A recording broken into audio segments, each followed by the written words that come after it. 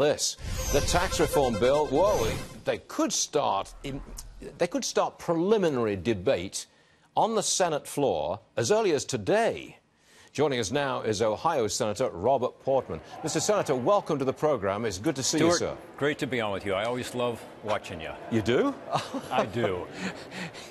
You just saw my You're interview. spirited. No, wait a second. You just saw the interview with Iowa Congressman Mr. Blum, who also watches the show, and I went out of my way to say thanks for watching, right? I didn't hear that, but you somehow make business much more interesting. That's all I can say.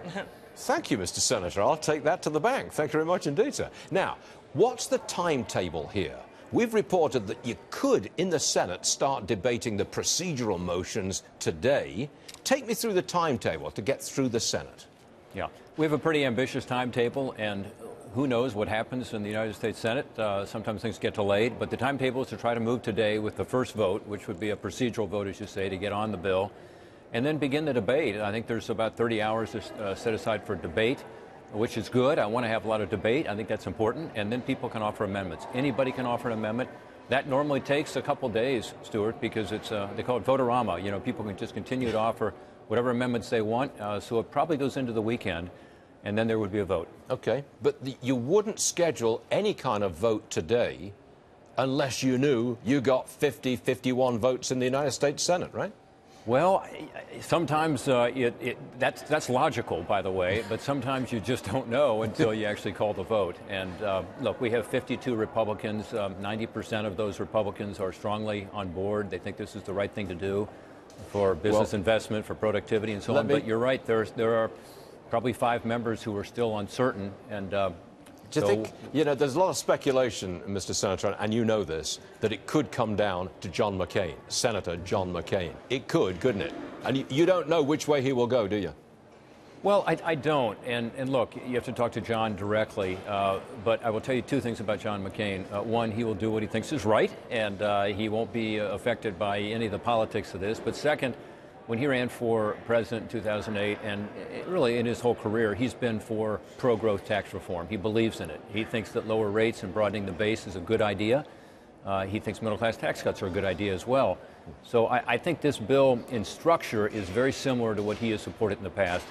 And I would hope that in this case that, you know, we'd be able to get his support and, frankly, the support of others who have specific concerns, but overall think that the bill is directionally correct. And I would put in that category folks who want to do something on the state and local and property tax deduction or want to do something to help pass-through companies more.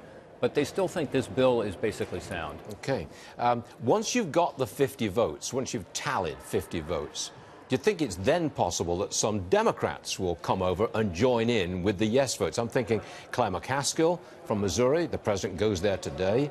There are others. I mean, do you think it's possible that once you've got the 50, once you can be sure that you're in, then some Democrats will join? That's possible, isn't it?